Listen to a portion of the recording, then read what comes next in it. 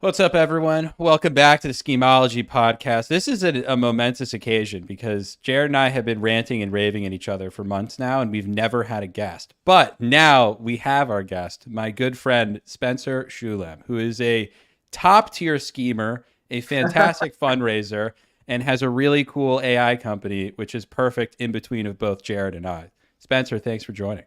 Yeah, I would love it if I was just quiet the whole time and it was still just you guys scheming the whole time and I was just sitting in the room where nothing has changed. It's just now we have an audience member to watch us scheme for the entire time. Like, who's that guy? It's like, don't have to worry about it. Just subtly questioning everything we say, just like giving faces like, what the fuck are these guys saying? I just clicked on a link. I was randomly sent this. I got a text message. I don't know why I'm here. Just in the chat, like I can't get out of here. My computer's frozen. Just having like a help me sign like up here to like different cards communicating. There's he's just calling 911 on the phone. Yeah. Like there's just a Fervous knocks on Jared and my door.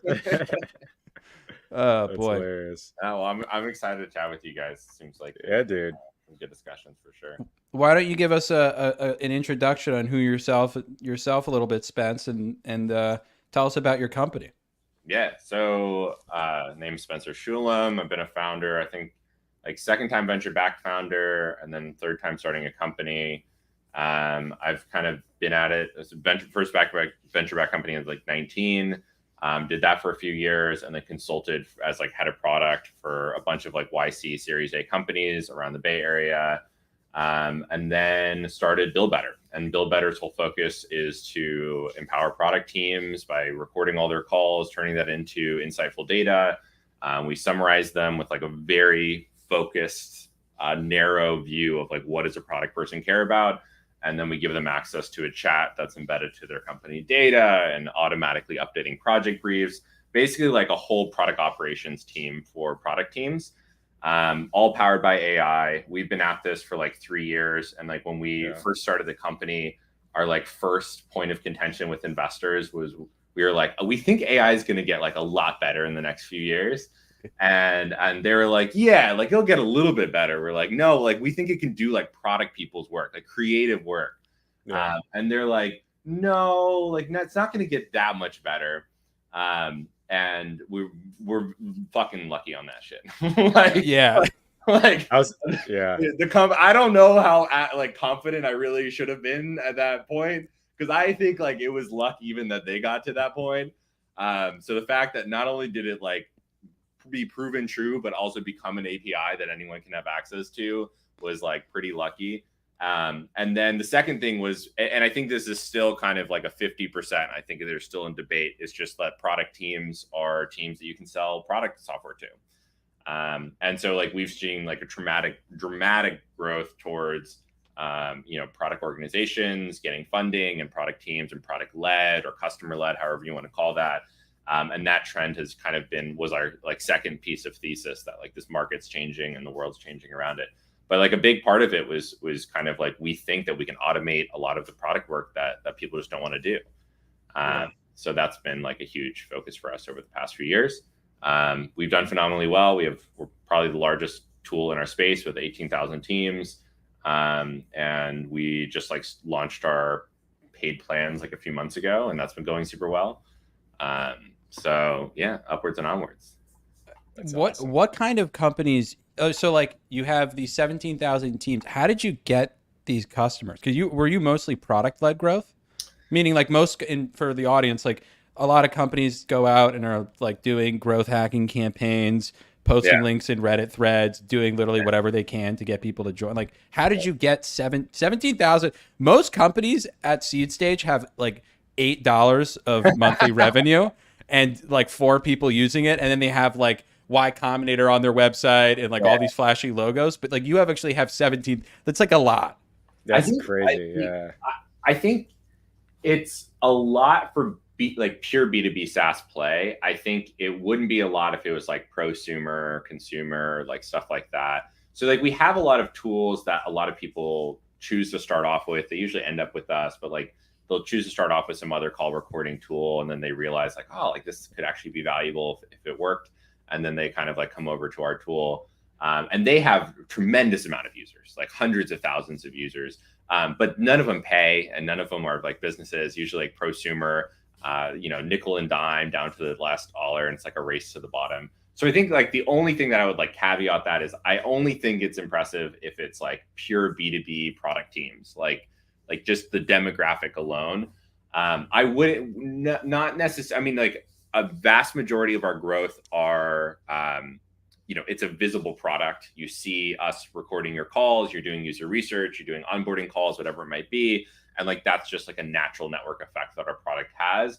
And then of course we have like the internal network effect, which is like pretty mad, where it's like product people talk to everyone inside of a company. And so everyone inside of the company sees the tool, and then they sign up for the tool because they're like, this seems really valuable. And then they have calls with people externally or whatever it might be. So it's just this like order of magnitude kind of network effect. But to be honest with you, like I strongly believe this as a founder, which is like, you should not be looking for your first customers. Like if you're looking for your first customers, like you've already failed as a business. Like I think you should always have customers who are waiting for your product before you build it, and be working towards building a product for them. Now, to be honest, like very few of our customers who signed up on day one are still with us. But I think it was a great place to validate and test ideas. And then over time, they make a referral, or you solve some problem, and it kind of just becomes a little bit more popular. The big break for us was we launched as the first 50 Zoom apps on the Zoom app marketplace. And so that was like a 0 to 1, right? Like 300 million people saw our product at once. And I don't think it was that. I was thinking it was more like 5 million on the first day. And then they kind of like slowly increased the amount of people. And so we've continued to see growth through that channel. And that was like our initial cap. And then everything else is honestly just been like Twitter and like word of mouth and stuff like that. So how did you get Zoom to like get onto the Zoom marketplace? Was there like a process? Did you get a referral into it? Like, because it's an early stage company, finding like channels like that where you can unlock growth, like that's a clear marketing channel that I'm sure lots of people would have liked to dip into. How did you get into that? You're like bribery. Well, my dad, no. I feel like that's the right answer, is some form of like cronyism or nepotism. But like, it would be fun. I would still like that answer, just so you know. Yeah. If it was something. No, honestly, if it was an introduction, I don't even think it was from an introduction from a fund who ended up investing in us. It was an introduction from a fund who ended up not investing in us, but was working with like the Zoom teams and like VC side of the Zoom ventures. And they were like looking for startups in the space, and they're like, hey, do you want an introduction? And I was like, yeah, like that sounds cool. I didn't know what it was. Like, I didn't know what they were planning on doing or however it was working. I'm a very strong believer and I think to a fault in some ways, is like this hasn't always panned out. And I'll give some examples as well. But like just focusing on distribution on day one, just like always thinking about like, how are you going to get this product to customers? And I think we've always had a little bit of, I think, healthy tension between the founders, which is focus on product, focus on distribution, focus on product, focus on distribution. The things that I come up with as far as distribution, not all of them work. Like some of them like are like, well, like, hey, like for example, like we were like, hey, like let's build a ChatGPT plugin. Like that could be a distribution to like hundreds of million people. And to be honest, like we dropped the ball. Like we launched it like 2 weeks too late. And I feel like a lot of it was in the first 2 weeks of like that launch. And like, we just didn't get it out to market right away. I think the product and experience that we launched was good, but I also don't think that the marketplace was mature enough to adopt these types of tools and the usability of these tools. And so it made it really hard for like customers to adopt it. And I think they're taking a lot of steps to address that and improve that. But that was like hard because it was like, we did spend a good amount of time on getting that feature and experience there. And then like crickets, like it was just like nothing that we really got out of that. Whereas like other partnerships and distribution channels have like worked out really well. Like we've done some shows and some stuff where we paid money, like $2,000 to just like present in front of a group of people. And like that turned into like some very heavy hitter like revenue for us. And like, I literally went back to them. I will give you $2,000 every single week if I can like continue to present here, because it was just like, it was so clearly valuable. And like, sometimes like founders don't think like, oh, we can spend a little money to get like a little bit of awareness or a little bit of like visibility. And I don't look at it as like buying users as much of just like, audiences cost money, and like it costs money to have eyeballs. Yeah. I was gonna ask, like, what was like the earliest distribution strategy that just worked and you kind of knew you had something here? I think the earliest genuine distribution channel was through VCs. Like, I would reach out to a VC, and I would, like, when I first started the company, we had 3 different ideas that we're playing around with. I still think one of them, other ones is still a good idea, but the other one, You're like OnlyFans, but for dads. That's the nuke. That's the back pocket. Yeah, dude. Honestly, product porn. I don't know if you've gone to the subreddit. It is amazing. It's just like the best products in the world. It's not like actually. But honestly, that would be. I would subscribe to that for sure. But the genuine answer. So I would go out. I didn't know what we wanted to build yet, and I would go out to VCs. And I would ask them, like, what are problems that you're hearing from your founders? And like, that was kind of the start of my pitch, really, was like asking them, like, what are you hearing from your founders as like difficult problems? Yeah. And they would say, oh, I've heard this and this. And then I'm like, cool. Do you have a founder in mind that like I could talk to that would be willing to like talk about this problem?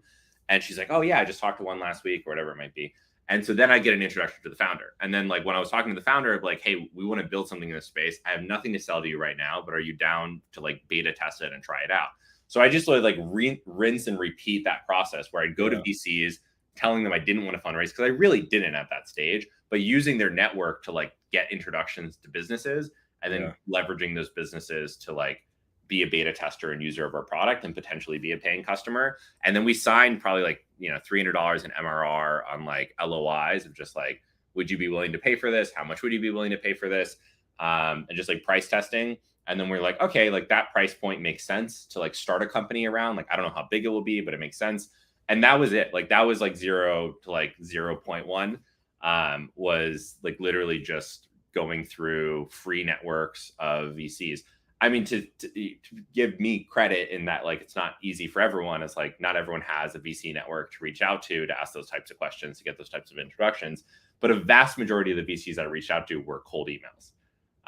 It was not like hey, like, remember when we had drinks the other night? Like, would love to chat. It was like, you don't know who I am. You've made some really cool investments. Would love to chat about these problems. I'm trying to build a product in like a space that I think would solve either problems for you or your portfolio company. Are you down to chat? Like, that's awesome. VCs don't respond and get on the phone with everyone that does that. Why do you think they got on the phone with you? Was it something in the way you structured your message? I mean, you also, from the way that you communicate, this is something like, some viewers know I'm a fundraising coach, and you're my fundraising, you are my fundraising guru. Like, you're my spirit, or my spirit animal is really a better way of putting it. Like, everything you do, I absolutely love. You're the VC of the founder world in my eyes, where you make like, you just are like just unavailable enough where you look hot all the time, which is exactly what VCs need. So we all need. It worked for everyone, but like, why do you think they responded to you when you reached out to them? I liked it. So my answer is like medium story. I early on, his name's Joey Beninati. He was our CTO at my last company. I don't mind saying that he was a very good looking dude and like fucking crushed it.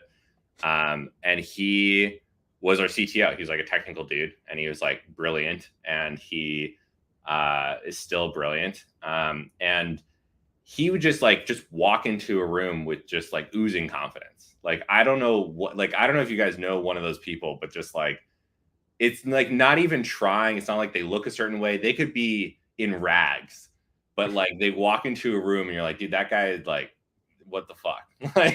like he knows how to like just, and it's not even like a suave, like, British accent, James Bond kind of thing. It's just like, they're confident. Like, they're just confident dudes, and they just like get it. And they're like, cool. And I remember asking him, because I sat next to him for fucking 20 hours a day. And I was like, dude, like, what is that? Like, how do I do that? Like, how do I like get confident like that? And he's like, what the fuck are you talking about? And honestly, great answer. yeah, that was the answer. Like, that was honestly the answer. And I think about that like answer so fucking much. That's great. Because it was the most authentic thing for him, which is like, I'm not trying to do anything. Like, I just don't give a fuck. That's basically it. He should have been honest and been like, "Hey, dude, all right, this is dating like course. Like, follow this link. $500 a week. Like, it's totally worth it." He should have schemed you. Like, I would have fucking paid for it, man. But it legitimately like had me spiraling because like it was such a surreal thing because like usually people are just like, oh, like this is my strategy, this is my game, like whatever it might be. But he was like, I don't think about it in that way. Like, that's not what I'm thinking about. That's not how I'm thinking about it. And what he was really saying is just like, if you're authentic, you're confident. Yeah. Like, if you're just who you are, like that's all you need to be. When you stop being authentic, you stop being confident. And if you're trying to become something you're not, then you have to force yourself to be confident in that something that you're not. And that's where like the fuck up really starts. Yeah. And so what I learned from that is particularly with VCs is just like, I probably get rejected a ton from VCs. I just don't even realize it. Like, I don't think about it. It's not even like on my radar. If I emailed someone, they don't email me back, I'm not fucking thinking about it. Like, it's just, I need this thing. It's like genuine and authentic. I really want you to help me. And like, if you can't, that's fine. And if you do, that's also super helpful. And thank you. So honestly, like a lot of my emails and a lot of the ones I even send Jack are like, not me trying to play a game, not me trying to like show off in some ways. Like, I send the email and then I take a screenshot and send it to Jack. Cause I'm like, would I actually write this? Like, is this me? Like, would I stand up and defend saying this? Like if this person was in person? And I honestly think like the confidence comes from genuinely and honestly just saying what I think I'm trying to say. And I think Paul Graham said this really well in his writings, which is the hardest thing to do is to like write how you speak. Yeah. And I think like that is the talent in like writing good emails to people is to like not write like, dear madam, whatever. Like, you don't fucking talk like that. You wouldn't talk like that in the person. And like when you overanalyze and overthink it, you just lose your confidence and you lose everything. And like sometimes like my emails are just like sometimes like too informal. Like, I remember I had a VC reach out to me the other day over text message. And he's like, oh, what do you think of this guy? And I was like, oh, that guy's a fucking shithead. And then I like didn't realize that it was a VC that I thought it was one of my friends who just reached out about this guy. And then there was a part of me, I'm like, honestly, like, I'm not upset that I said that, but like, I definitely did not use the, too much of a sailor's tongue. But like, that's my medium story answer. Yeah. And people can tell when you're either desperate or lying. Like it's just like it's icky. Like people don't like that energy, so that's such good advice. Like, just be authentic. And that's like, that is what's cool. It's the hardest thing. I'm coaching a guy right now, and he was, texting me. He's like, I'm trying to get on the phone with founders. And like, I'm a big proponent of when you're fundraising, you should also be reaching out to founders who've raised. These people have cap tables full of investors that you like, and founders, you can be much more transparent, authentic. It's easier to be like, yo, dude, I closed 5 angels. I'm getting fucking resistance here. I had a term sheet fall through. What the fuck am I doing wrong? What can you analyze my process? And I'm like, and he's like, okay. And I'm like, but please write it authentically. Write it like you talk. It was like when I reach out to people, I literally, this is my greatest strength, is that I just write like I'm talking, and I just narrate out loud to my, and some people are like, what, you can't write like that? I'm like, but my response rate's good because I sound like a real human being. And I like cut the jargon out. And that's all. The only thing I think about when I'm writing outreach or writing to people is just like, how do I use less words? It's still me. The only thing I'm cutting out is just less words. Like, how can I say the exact same thing I would normally say? But when I talk, I might use, more superlatives or whatever. Just cut it back. Yeah, it's really like a depth versus breadth thing. Like, because people get emails that are just phony and like repetitive. It's the same thing over and over again. If you're just the one real email, even if you're you're talking a little awkwardly or it's a little weird, like they're probably gonna at least know it's a human, you know? Yeah. Spencer, did you go to college? No. You Fuck didn't go. yeah. You're also wait. You didn't. Did you never go to college? I mean, I did a dual enrollment when I was in high school. So I went to my city college while I was in high school. And so I got college credit. And then it was just like not my vibe. I did apply, to be very clear. I did apply, and I applied to 27 colleges. I wasn't like applying. But and by it wasn't your vibe, you got in nowhere. You were fiercely rejected for 27 This is the VC. I've been fundraising my whole life. It's not the right time for us to fundraise, you know. Yeah. It's not strategic.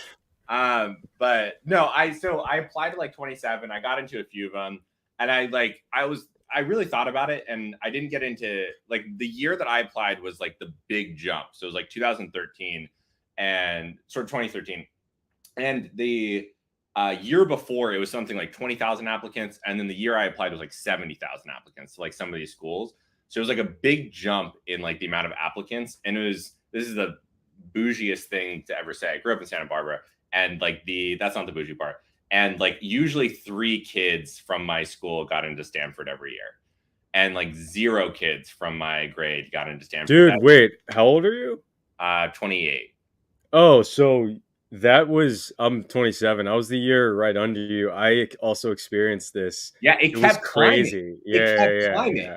Like we were like we were like the holy shit year, and then like literally every year after that was like holy shit again, and then like holy shit again. It just kept going. Interesting. This is a fly ball chance, but do you know Laurel Mead? Not by and name. Andy Firestone? Andy Firestone?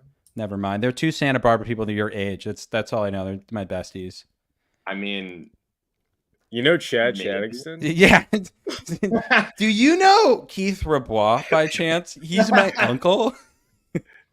Never mind. It's not. It's probably not. He's also from California. It's a terrible idea on a podcast to ask people if you know who. California, Canada. Go for it. But sorry, go ahead. No, the last thing. So yeah, I applied, got into a few colleges. None of them were like particularly interesting for me. And then I was just like, what's the fucking point? Like, if you're not getting a network and you're not getting like serious interest, like there's just like no fucking point. So I ended up just like forgoing it and like fundraising. Like that was basically it. You're in good company here because you know we're both dropouts. I think you know that about Jack, but I am too. So hey, good company. It's the way to fucking do it, man. I think it's like there's like a brief period where I do think like college was like a necessity, and then I think there was like a period where now we're like, is it though? And I feel like we were lucky enough to like be that generation that decided the debt wasn't worth it. Yeah, this is like the reason we call the podcast Schemeology is like what Jared and I have in common is just like the ability to figure things out. Like that's it. It's just like the way we think about scheming is everything, doing anything, like trying to make anything is a scheme. Scheming is going from like you have a thought and how do you materialize a thought? And your thought may be like, I want to become an actor in Hollywood. And currently I live in Ohio. I have no acting credentials and my parents hate me. But like some people do. They scheme their way to Hollywood and they make that happen. Yep. So like, do you think that like you always had this notion of like a good idea of a good sense of how to figure things out? Like even when you were in high school, like were you building things, trying to make things happen? Did you sell shoes online? Like I built Minecraft servers. Jared was coding and going to hackathons. Like what were you doing in high school? Were you building anything? Yeah. So I did a few interesting things. So I think my first thing I did was I started like a YouTube channel called like Elite Nerds. I think the channel's still up. Nice. Great name. I know. And I actually fucking crushed it. Like at the time I was probably getting like tens of thousands of views every month, and this is like, 2008, but I also, started a blog called Elite Nerds, and we got like 1.3 million impressions like the first month. And it was just like fucking crazy at the time. And I was like, holy shit. Like, and I was just like, literally, I just love technology and I love products. And I was just like reviewing them. And I had like a little camera and I would just like, you know, get something and just like kind of review it. I honestly feel like I could have been like an MKBHD if I really fucking tried. Of course. But like, I loved tech. I loved reviewing it. And I loved like that kind of aspect to it. And then I was like, well, if I love reviewing it, I might love making it. So I started a software company when I was like 13 with my tutor who was a software engineer. And he and I started Unparalleled Software. I know it was just like a fucking terrible name, but UP wasn't bad. And then we built 2 top 1 selling medical and productivity apps. And like, that was our like first 2 products.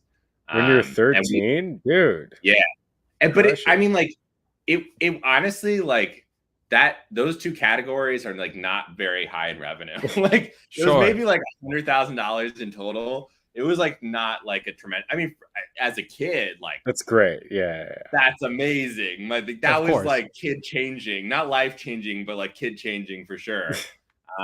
But like, you know, I was able. Did that give you a big confidence boost? It's really. Did it give me a confidence boost?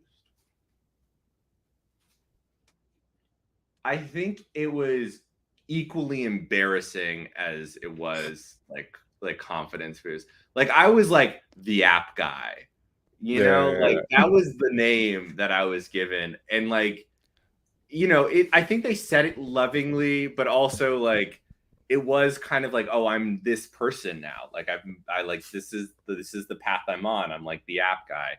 You weren't cool hot guy. Yeah, no, not cool hot guy. I will say though, I did go to like the #1 engineering academy school for like high school. So like to be like in that camp wasn't like not cool per se. Sure. But yeah, it was definitely like a little bit of like insecurity and confidence. Like, oh, this is interesting. Like I'm good at this thing and I feel like I can do it again.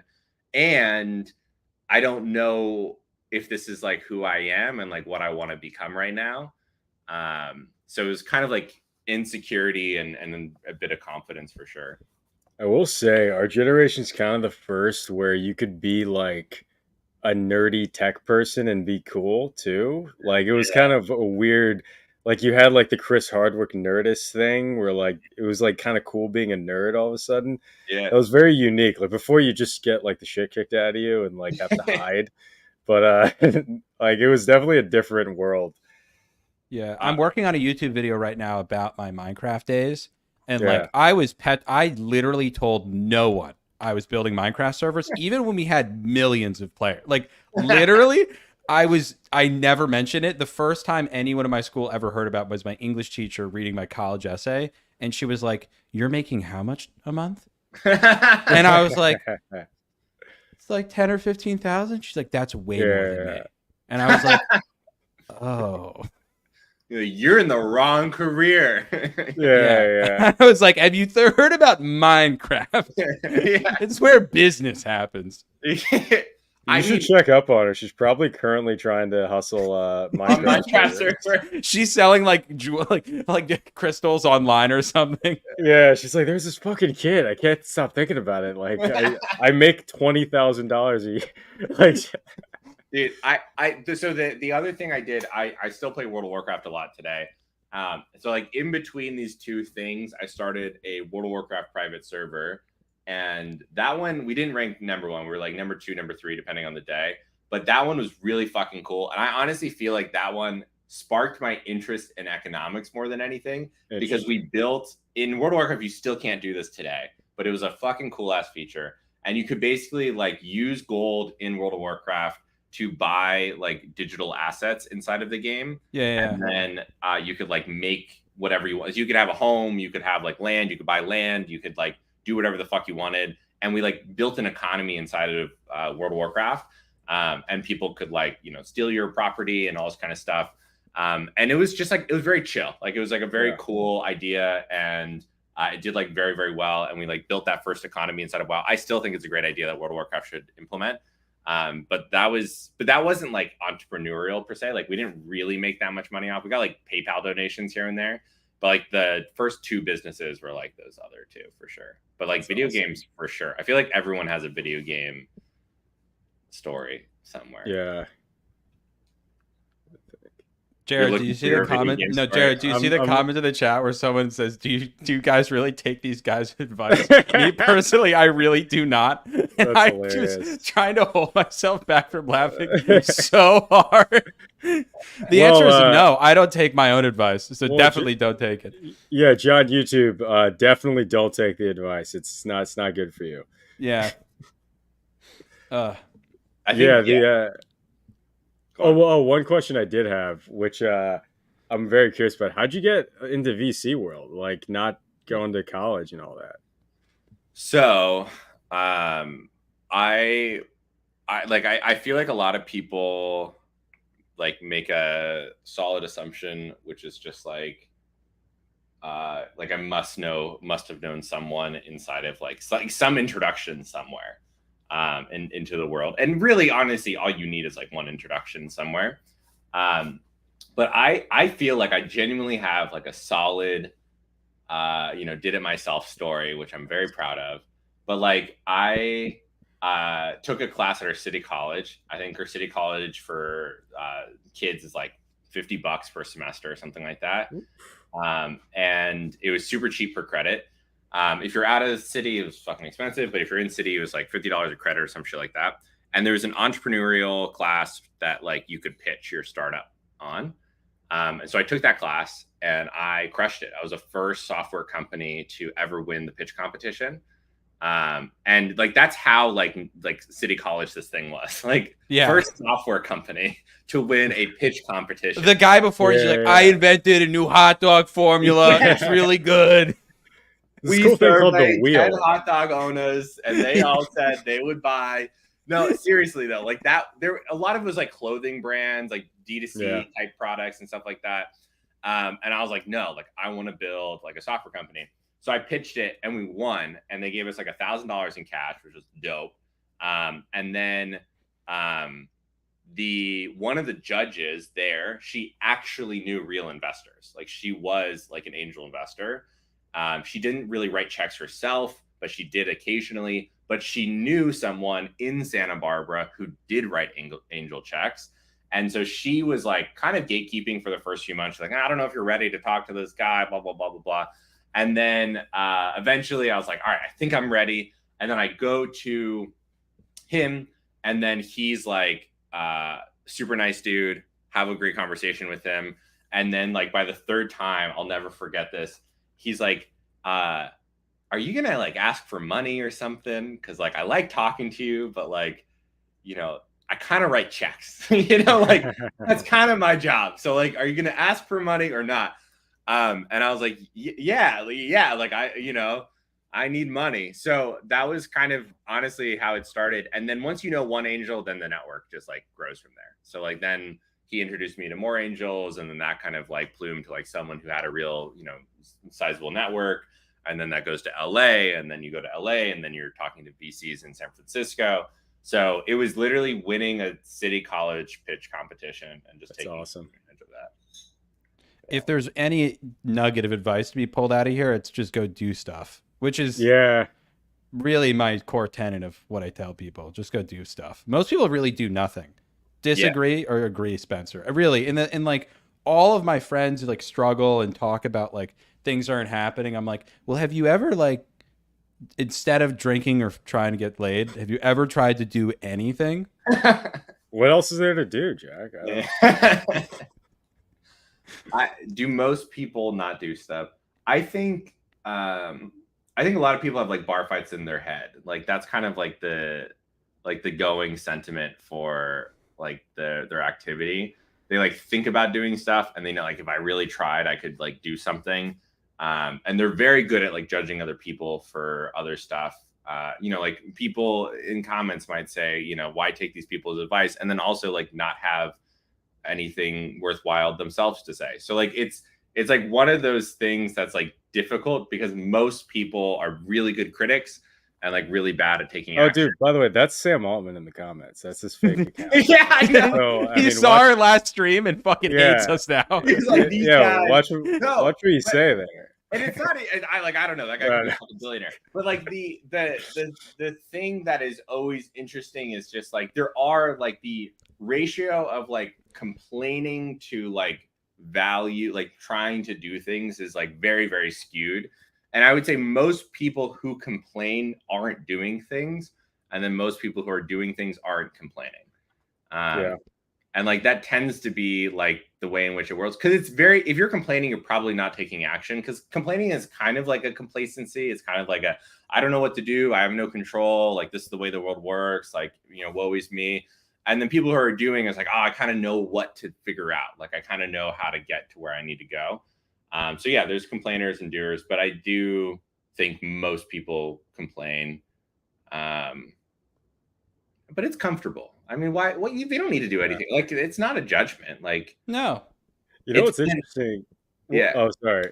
Go on. Oh, what do you think about on the flip side of that? And you probably definitely know people like this in your network.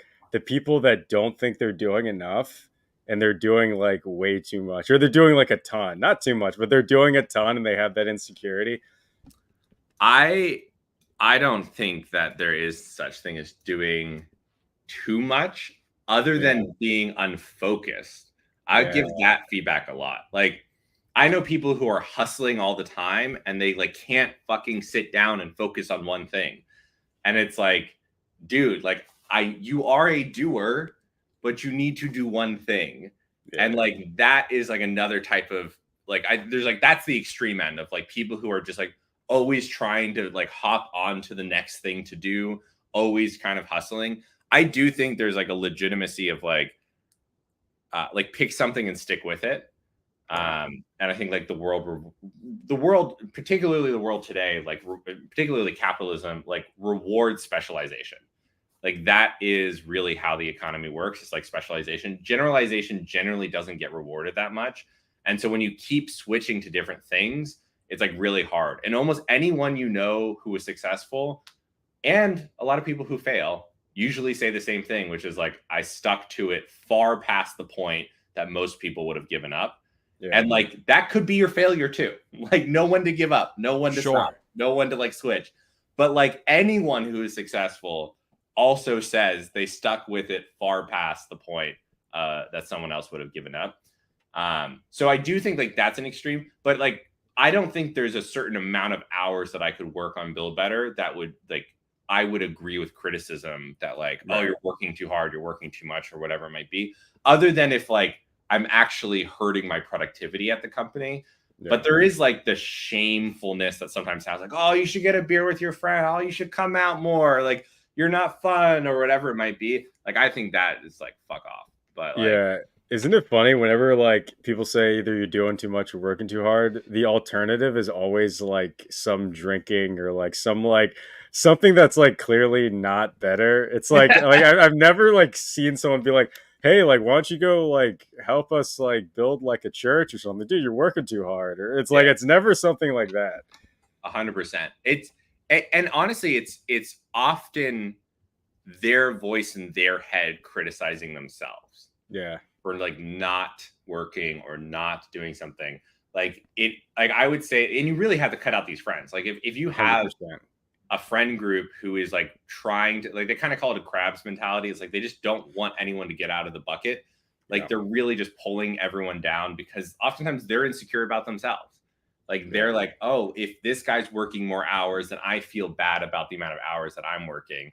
But if I can convince this person to work less hours, then I'll feel better about my hours. The same thing happens with like sugar or like smoking or like alcohol or any other addiction. Is they're like, oh man, like come play a video game with me. Not because they want to play with you, but because they'll feel better about playing video games if you come play with them. Yeah. Or they'll feel better about drinking if you have a drink with them. They'll feel better about smoking if you smoke with them.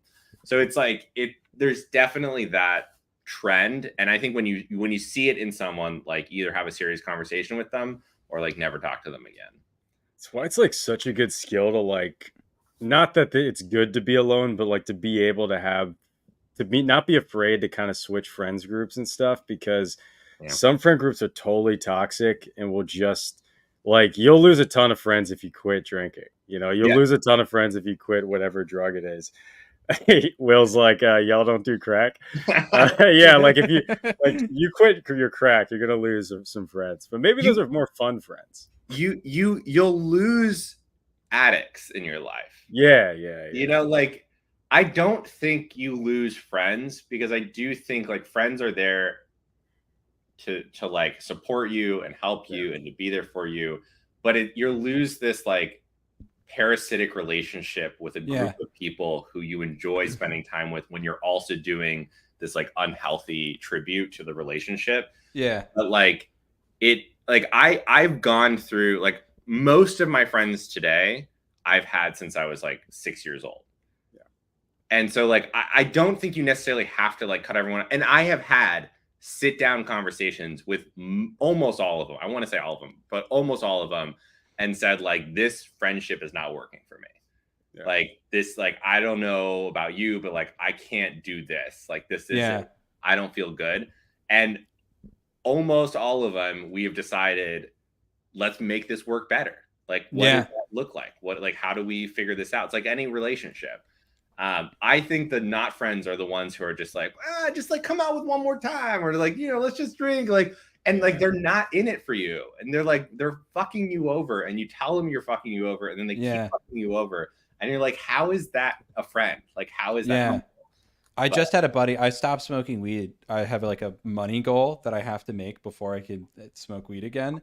And I had a buddy who was staying with me the other night, and he lit up a joint, and I like went to grab him. He's like, aren't you not smoking weed? And I was like, thank you, my friend. I didn't even think about it. It was just like really social. But it was just like, he's like, no, I'm planning on stopping too next week, or whatever it is, whatever. Yeah. But he was just like, just don't. And I was like, that's good. There's good friends. 100%. Yeah. Don't drink with alcoholics, and, don't, hang out with people. My big thing is my friends who are too pessimistic. I have had multiple conversations with friends recently where I'm like, you have to stop being such a fucking pessimist. Yeah. I was like, you not believing in yourself does not give you credit to not believe in me. It's like, 100%. I know, like, if I'm going to make a YouTube video, it's going to get 10 views. Like, it doesn't matter. Don't, like, you can critique it, how it can get better, but don't tell me not to do something that I'm trying to do. Yeah, because I never do that with anyone that I care. I don't do that with anyone. I'm like, 100%. If you want to do something, go do it, and I'll hype you up. And people are like, why are you so much of a hype man? Like, Will's friend called me the other day, and I was just literally hyping him up, telling him to go live stream because he was like in a rut or whatever. And I was like, and he was just like, are you always like this? And I was like, I always am a hype man because like I need that. I have no room for people who are pessimists in my life. Yeah. And unless you're doing bad things, in which case I'll be the first to say you have a drinking problem. Yeah, if they're a pessimist about murdering, then that's fine. Yeah. I'm just not into it anymore, dude. To that point though, I will say, like, I often think about that distinction too, which is like, it's not that I'm anti-criticism. Like, I think I like people who disagree with me or who challenge my thought to do something. And I like people who, like, for example, like my co-founder, like, we're both very like focus, like if we try and veer off or we're like getting distracted on something, like we push each other back to like that like, focus line. And I think that's like really critical to like have those people who can like have serious conversations with you and have your best interests at heart. I think like that's a really hard distinction though, because like sometimes people, it sounds like negativity. It sounds like they're limiting. Yes. Where it's like, your friend who said like no to weed, for you, like your response could have been like, fuck you, dude. Like you don't, you don't, but you knew it was coming from a good place. Like you knew of course. He had your best interest at heart. And that's like the bar. Like, are you saying this for my interest, or is there like some other motive? But yeah, I it's so hard because like sometimes I really do think about like, am I cutting this person out because I just like, I'm trying to surround myself with sycophants, or am I like like actually trying to like be more selective about who I spend my time with? Yeah. Well, it's also, you might have a further vision of like how things turn out. Because one thing I'm learning is a lot of life is just about endurance. And when there's a lot of negativity, and like false optimism is terrible, but when there's like genuine negativity, it's like you just will never keep going. There's no winner that is ever surrounded by negative people. That's never a thing, unless it's in spite of them. Yeah. Yeah, you do everything in inspiration or despite people for sure. Yeah, definitely. How did you make how long have you lived in New York now? About 1.5 years, 2 years. Did you make, because I met you through our mutual, or no, I met you, actually, no, the story of how I met Spencer is I was at a tech gathering, which was I've been trying to force myself to go like out alone to things, and I knew no one there. And at the end of the night of like walking around and meeting people, I locked eyes with Spencer and I pointed at him. I said, "You're my guy." Because we have like an hour left of this thing and I need someone to talk to. And Spencer is also with no one. And then ironically, after like 45 minutes, we were in a friend group of people and people were like, "So you guys like, what are you guys, childhood friends or something?" And Spencer and I we were like trolling people. We were pretending we had a company together. Nice. It was a blast. But like, how did you make most of your friend group and like the people you know in New York? How did you get to know them and meet them? I usually, whenever I move somewhere, I always try and make sure I know one person who has like a solid network. And that's usually it. So like I knew one person, I think it was like Yash Jackson, I think is his name. I'm really bad with last names. His first name's Yash, but I know Yash. It's definitely not Jackson. That might be my name. No, it's definitely not Jackson. I make fun of him because one of his photos looks like Michael Jackson. So I think I have him in my phone book. I know exactly what your photo you're talking about, and he looks exactly like Michael Jackson. I think I have him in my contract as Yash Jackson. His name is definitely not Jackson. But Yash, he's fucking great. And I love him. And he has a massive network in New York. So I knew him before kind of coming out. And then he introduced me to a bunch of people. And honestly, like right away, I was like, oh, this is great. And then usually what I do is I just start heavy filtering. Like I go to things and then like, it's just like, I like you, you're cool. We're going to hang out. And then like, fuck everyone else. And then like, just keep kind of, and then also just start doing my own things. So it was just like, hey, I want to do board games. Who in this group wants to do board games? Like, I want to do this. Like, who in this group wants to go rock climbing or whatever it might be. And you'll start finding that like, you really can start building a friend group like quite quickly, which is like super great. Like you can literally go from like 0 to 1 super fucking quick if you're super selective. If you try to be just like everyone's friend at the start, I think you like screw yourself over. And I think if you're not particular about the events you go to, because like I would constantly get invited to like clubs, music festivals, all this kind of stuff. I don't like that shit. And so when they'd invite me, I'd be like, I'm good. But then when they invite me to something I want to do, I'd fucking go. And then like all the people I actually would get along with are there. But like if you keep going to the events where like it's kind of like dating. Like if you go to things that you don't want to go to, like drinking or clubs, you're going to find people who are also enjoy drinking in clubs and you're not going to get along super well. So that was honestly it. I usually try to find at least one person when I go into any kind of network. And same thing, like when it was San Francisco, like sometimes it can be a roommate. But like, it was just, I knew one person, I hung out with them. I asked to be invited to like some event or some party with them. And then from there, it's just like kind of what we did, Jack, just like aggressively like, oh, you're my guy. Like, let's we're going to be friends now. And just like start going through. And like, honestly, in San Francisco, so many of my friends were from a first party in the first week of going to a city. And just making a concerted effort of like, I am going to make friends tonight, and just like going around saying like, hey, what do you do? You seem cool. What's your number? Like to guy, like as if I'm dating basically, like 4 friends.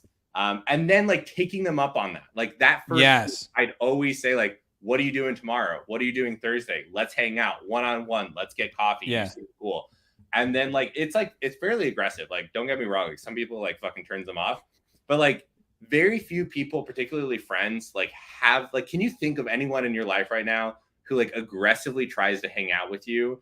Like there's not a lot of people. And the people who do, maybe like they're old friends who like you can't hang out with anymore. But like new friends who want to hang out with you, like you're typically like, yeah, sure, let's. Or it's someone who wants a little something else. Yeah.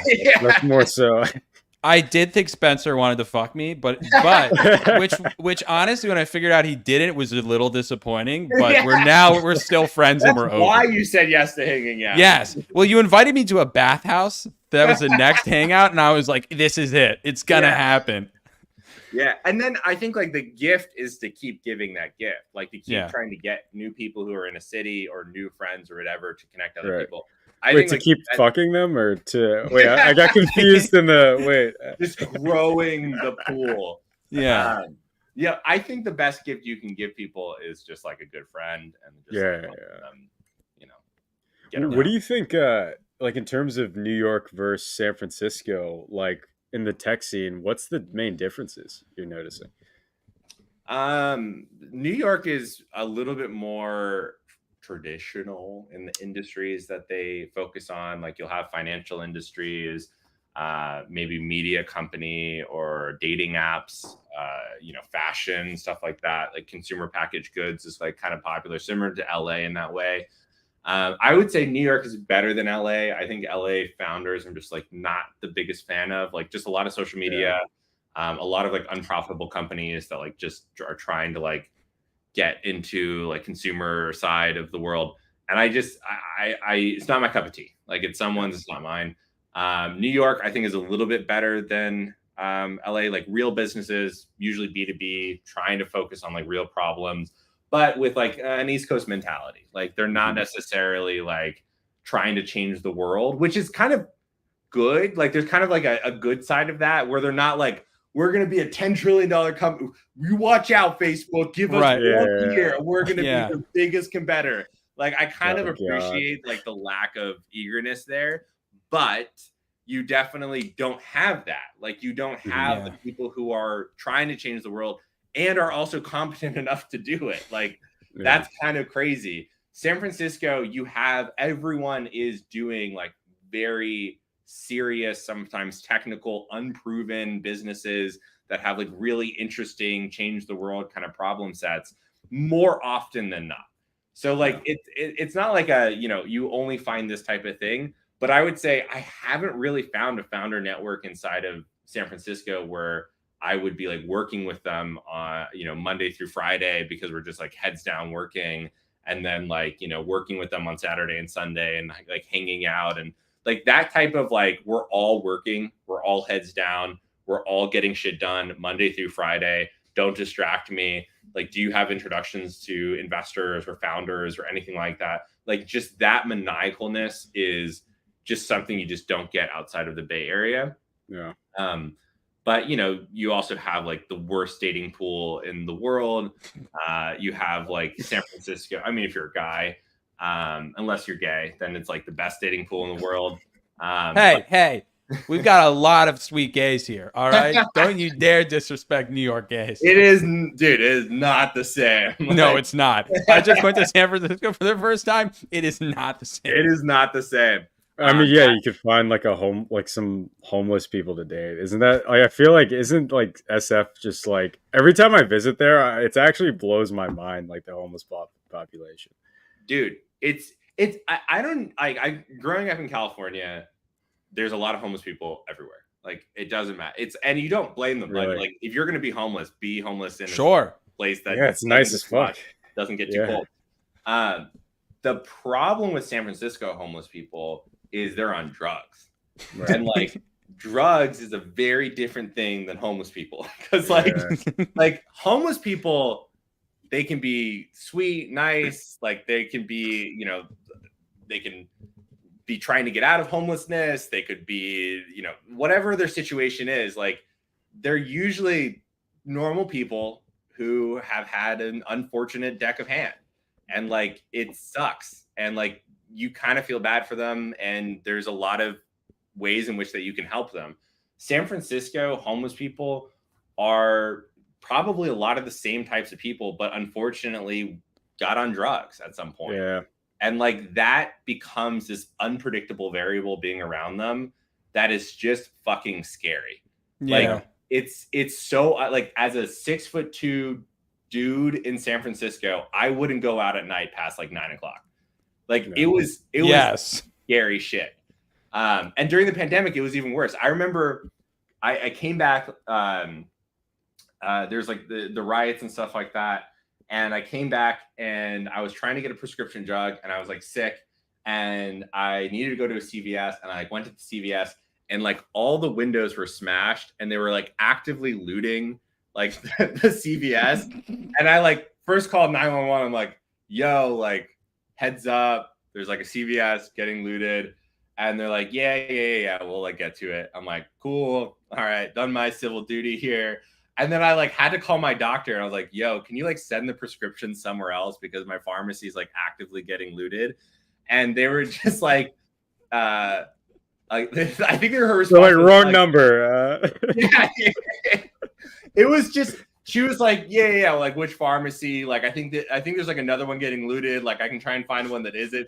Like it was like one of those things. I'm like, this shouldn't be a normal interaction on the phone. Like it just, dude, product market fit. Pharmacies that are not currently being looted in San Francisco. The wealthy tech elites in San Francisco will pay $1,000 a month just to have know what places are not currently being looted. Dude, 100%. Dude, and I remember I got home at 6 o'clock in the morning from a flight from JFK in an Uber.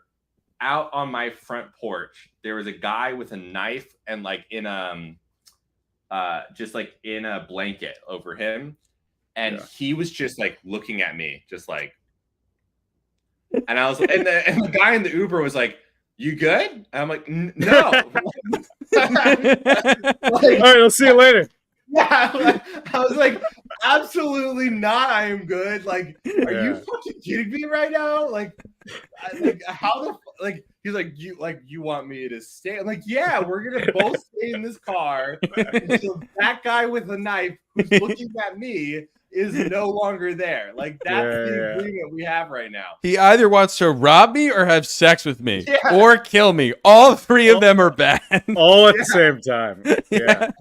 I'm like, I'm straight. And to be fair, like I was also 2 blocks away from a police station. Like like relatively I should be safe, but like there is just that much like chaos going on in this crazy city. So I don't know. It's happening like everywhere though. Like Philly's getting, I don't know if you guys see those videos of Kensington going on Twitter.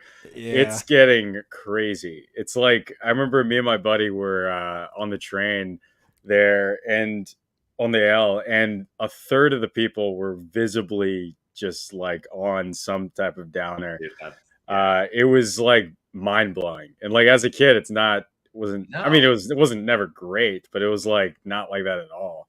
It's crazy. My friend just told me a story where she was on the subway yesterday and a guy pulled his cock out in front of an old lady. Sorry about that. Fuck, that was her. Oh no. and she got in between the homeless guy with his cock out and the old woman, and then a giant sassy broad came up with mace and was like, "Nah, I told you, motherfucker, not to do this." Maced him, and then her and an old man just came up and started kicking him on the ground and filming the entire thing. Dude, which is the one benefit of living in New York. You do have there are hard-nosed New Yorkers who are like, I'm going to fucking beat you. No, like, I don't know. Because I left New York a couple years ago. And I was there from like 18 to like 25-ish. And it was like not the way it was when I left. When I first got there. Like, dude, I remember it would be so nice, like walking around Times Square up and down all day. And I came back recently, and it was like fucking end of days around there. I was like, what the? Yeah, I don't know how you don't have bear mace around. Spencer and I live in Brooklyn. Where Spencer and I live is great. I gotta be honest. Wait, Spencer, you also live where Jack is? Ish. I'm not gonna say where, but I'm like right near Domino Park. Nice. I used to live there. Nice. Yeah. All right, but yeah, go on. I have questions for you. So in this age, you know me. So part of the reason I've been kind of going solo and trying to like consult and not work at another tech company is I'm really tired of working on bullshit tech companies that don't make money. And 100%. There is a epidemic of bullshit companies that don't make money over the last And there's like the recent trend has been AI. Like, Yeah. do you have particular thoughts and opinions? Like, what are the trends in the startup AI space, and like what companies are going to be weeded out?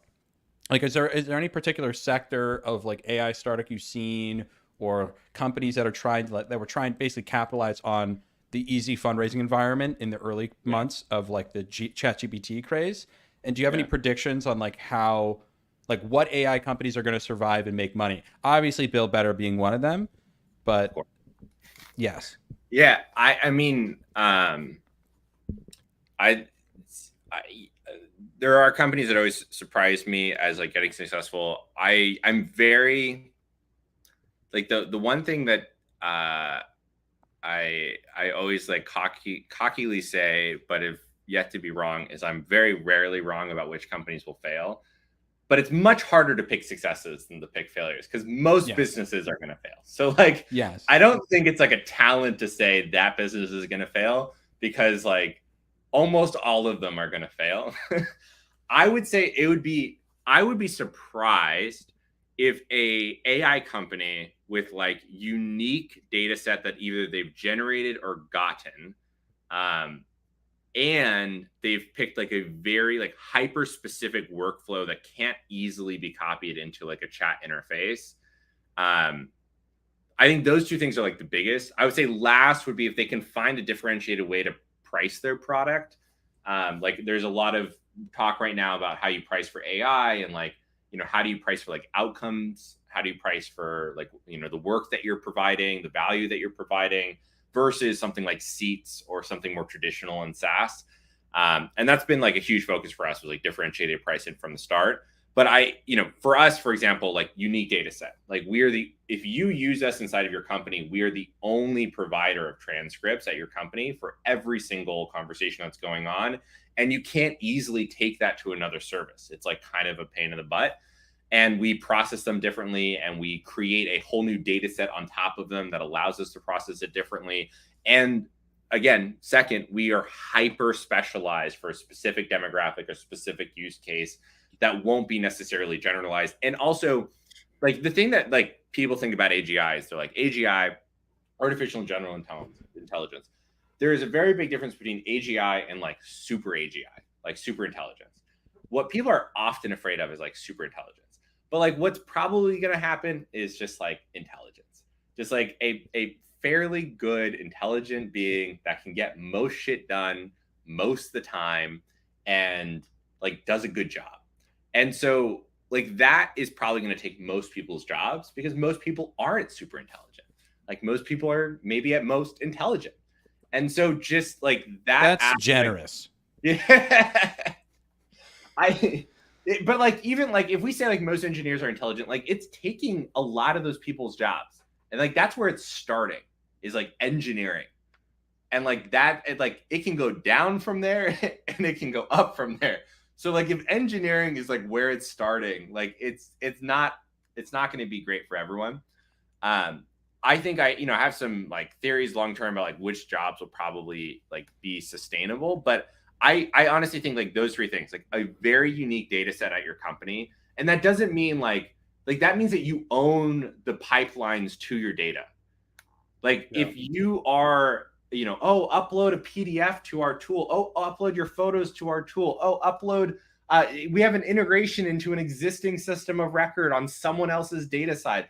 Like if you are not the owner of that data, if you did not help generate it or create it or capture it, like it is not your data, and you have no defensibility.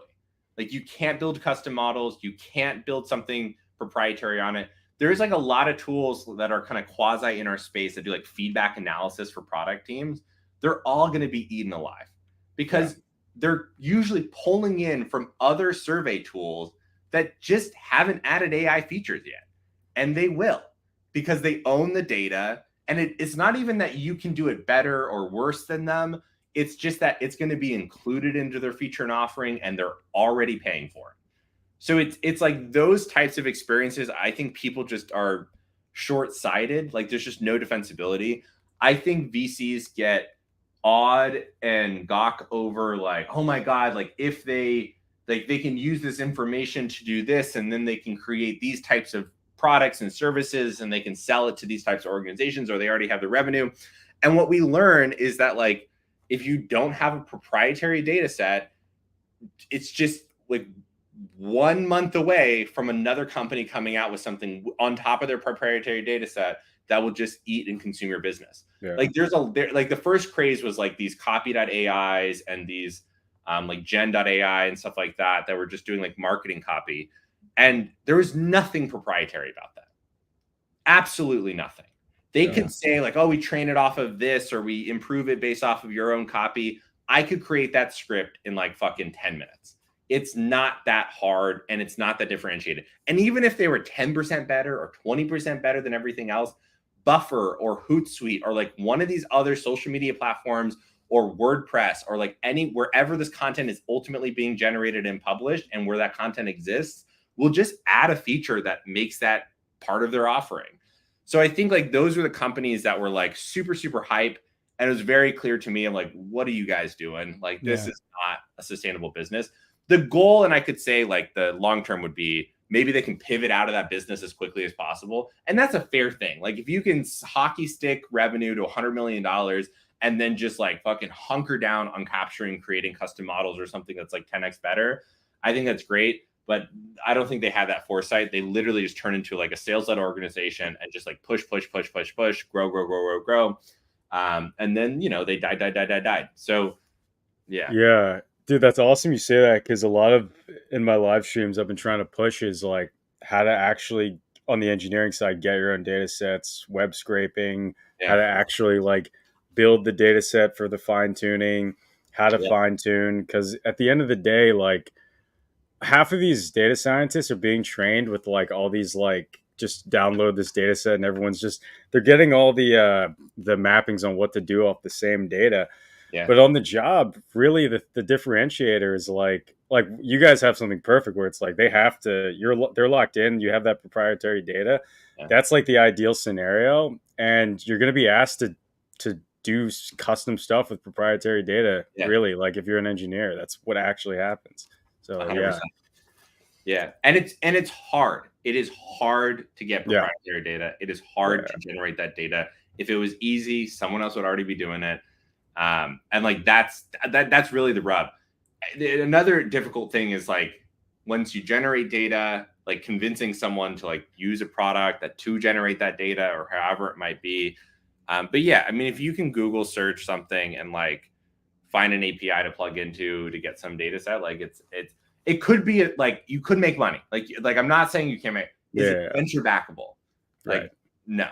But like that, like, so I 100% agree with you. Like, I really feel like that's the art, is like trying to find unique data sets, hyper specific workflows. And if you can, ideally, like finding a differentiated way to charge for your product.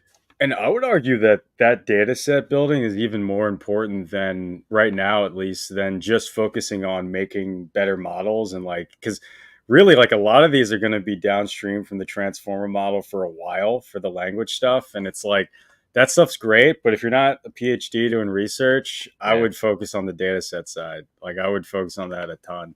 100%.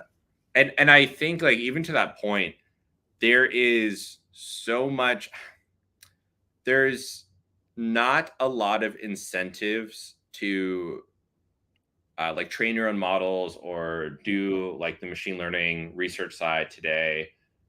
Just because like,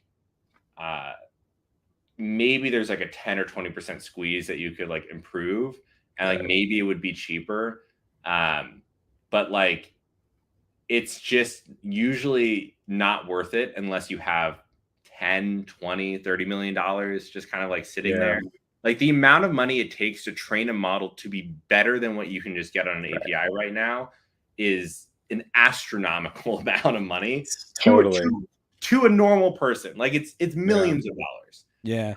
And like, that's just not a feasible thing. And you should be able to get somewhere where it's like pretty feasible and pretty big without it. At some point, we're all going to have to train our own models, and we're all going to have to like probably have some like open source something, just because like at some point the cost is just too much to use a third-party service. Then you have privacy concerns and data mining concerns, and like all these other things that might kind of become more of a problem over time. Or the OpenAI has Foundry, and you can pay $500 a year, and you get like a custom model on a custom server. You can train that shit however you want. So like, there's definitely like these ways of using these models where it's like, I just don't think anyone should be starting on the like machine learning research side. I think everyone needs to be starting on like what data can I give this like large language model to like specialize and focus on a specific problem. And what do you think about OpenAI? Let's say a year from now, they get pretty close to that intelligence, or pretty close to the AGI side of things. What do you think about the consequences just in all of the tech world, like in all of the startup world? Like, what do you think that's going to be like it just kills a whole layer of AI startups, or just a whole layer of just any knowledge work related startups? Like, what do you think would happen? I don't know how well OpenAI will productize what they build. I think ChatGPT is a good product, but I don't necessarily think that they're focused on. I think like their bet is most likely if we build super AGI, like really super intelligence, it will, make the best interface in the world, and it will figure itself out, and it will make whatever app you want, right? Like, if we like, I think their bet is like, if we go straight to the Mars, we're first to Mars, and like we don't have to fucking... Steve Jobs is like, if we just like build our ship as we go towards the moon without I feel like what is most likely true is like iterative steps of like productization towards an end goal. And I think OpenAI is slowly starting to like make some of these decisions, but still very much like they have started like their enterprise ChatGPT stuff, and like some of these things that I think are interesting. But again, they haven't specialized any workflows. They haven't really focused on any ICPs. And I also don't think that the organization could support a productization of their product, like actually turning it into the iPhone of, OpenAI type stuff. And I think they also have a very contentious relationship with developers, which is like, we're on the side of like, please don't kill us. And also we need your service to get better. And then they're on the side of like, we need your money to fund us potentially killing you. So like, there's a very weird kind of dynamic in this marketplace, and I think it's a fair dynamic. I think I don't know if I like one anti-consumerism, antitrust thing that I'm like a strong believer on is like, you should either be the owner of a marketplace or a player in the marketplace. I don't think you should be able to do both. So like anytime a company does both, I'm like not super happy with that, because I just think their incentives are misaligned with the community that they support. Amazon obviously being like the biggest propellant of like both a competitor in the market and an owner of the market. So I don't know where that stands with OpenAI, but as far as like whose job is it going to take over, I don't think it will kill jobs. I just think it will reduce the need for specific headcount. I also think, there's a tremendous amount of waste and inefficiency in marketplaces today because of overemployment, too many people being hired for a specific job, and like just not the right conductive environment. And what that means when you have like capital efficiency in a market is you have a lot more like lax, like you have a lot more freedom in a market to have educational roles, training, being able to fund specific programs, being able to like help people develop new careers and new jobs. I think for like a great example is like prompt engineering has become like a fairly well-paid job, and still most likely going to continue to be a fairly prolific job for people, and will continue to get bigger and better. And there's just a lot of like probably training models, like going through data analysis, like cleaning up data will probably continue to be like a fairly big job. And then there's just going to be like 1.5 million other jobs that probably get created around the concept of like, how do we support the system, and what things were we formerly not able to do because so much of our time was focused on the operational logistics of like working in a modern world. And that's really like, for example, a great use case is like BuildBetter, where our whole focus is how do we run the operational logistics of a product team. And what that means is if you're a product person, 75% of your time is spent on operational logistics. Who's doing what? Why are they doing it? Where's that research? Did you talk to this person? Let me find this, and whatever the fuck it might be. It's like that operational bullshit. And they're not spending time talking to customers. They're not spending time thinking about strategy. They're not spending time improving the product, whatever it might be. So the real question is, what does it look like in a world where super talented and passionate people are now spending 80% more time thinking about product, thinking about improving their service, thinking about customer service? What does it look like when a medical and the insurance industry, instead of, what is it, like 80% of the money spent on like insurance is just admin costs? What happens when that goes down to zero because of AI?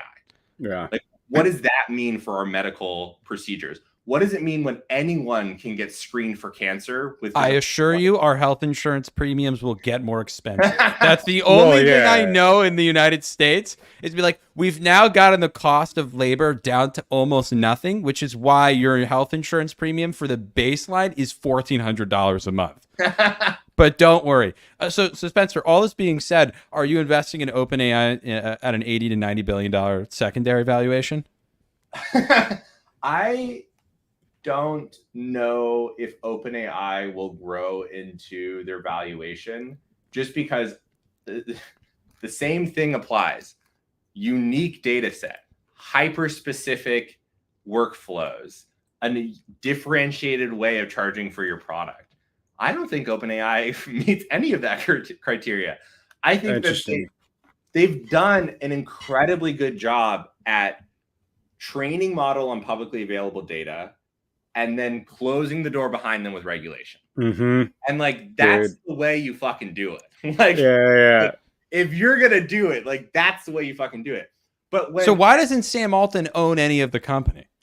What the fuck is his game? I do believe Sam Altman is in it for humanity. I do think he believes that. And I do think that like he wants to build, I think he's really at the point in his life where how do I become, like, how do I have a legacy? Like, how do I create something? I don't know. I think they're at a government angle. I think that's really like not so much money, but it's like, I think if they can solidify their intelligence to a certain point, I think it'll be super powerful for government intelligence and data gathering and just dealing with like a lot of processes. And I think they just like, what does it matter owning the company if you're just solidified in those deals? Because I think that's where the real like intelligence is going to be used. No one gives a fuck if like you can, send like a marketing email better. Like I think that's where it's really going to have its impact. Yeah, Does Sam Altman work for the CIA, Spencer? I feel fairly confident in saying like Sam Altman definitely doesn't need more money in his life. Mm-hmm. True. I do think like we can take the financial incentive for Sam Altman off the table. I do think there might be some ego attached to like maybe something like you're talking about, like some type of like impact on the government level, maybe political office, maybe like just becoming a little bit more into the mainstream. He has always had a little bit of a, I think he cares a lot about his impact on the world. Like he's invested in like probably like solely invested in some of these companies who are doing like fusion and like energy and like some of these like huge transformative like Elon Musk type companies. And he's been doing that for like 10 years. And so I do think there is an aspect of it, which is I think he really is trying to do what he thinks is best for humanity, which in the similar tone as Elon Musk is not always best for the individual. And like, I think those are like two very different things that like are often weighed against each other is like, what is going to be the right thing in 100 years is very different than what is going to be the right thing in the next 5 years or 10 years. And I was just gonna say the thing that I go to in I put my dark hat on, and that's just because it's fun. Is if he doesn't own any of the company, like what if we just extrapolate out 5-10 years, OpenAI are now our AI overlords, and then Sam Altman as the guy who doesn't own any of the company gets outed, Microsoft that owns 50% of the company takes over, and now Bill Gates is the CEO of OpenAI. Interesting. I don't know how long Bill Gates has. He's old, man. Like I know. Well, that's if he uploads his brain to a cyborg and takes over in his cyborg form. I mean, Sam Altman I think he has gone on record talking about wanting to like upload his consciousness and stuff like that. Dude, that's what this is all about. He's just scared I of don't death. know. That's what it's always about with these guys. Yeah, I mean, legitimately though, like there might be a serious twist of like he's trying to get to AGI to like live forever. Yeah. People just gotta fucking die. You know, like that's the hot take. Take. I know everyone has been dying all the time, but like I'm just not sure living forever. Like I'm scared of death, but I'm not sure living forever is going to be a good. Dude, I know you also have to go in 5, but I would take the living forever pill for sure. Yeah. Yeah. But if you're uploaded to like, what if it's not you? Like you die the second you're human form, and then your form of you is now in the AI. So I can talk to you, but you're fucking dead. Your conscious is dead, buddy. I mean, as long as I'm like cognizant of that, like I'm like if I die and I don't know I'm dead and I think I'm alive somewhere else and I'm like fully functioning, like Bobverse type style, like I'm down for that shit. Like, yeah. I think you get bored after like 1,000 years. Dude, if you've like the last 3,000 years have been anything but boring. Maybe there's like 50 years of boring shit, but like there's always somewhere in the world that like shit is popping off. Yeah, you have like a century where you're just addicted to heroin. Yeah, you know, a century. Well, listen, dude, if you're gonna live forever, you know, like let's just no one's done that before.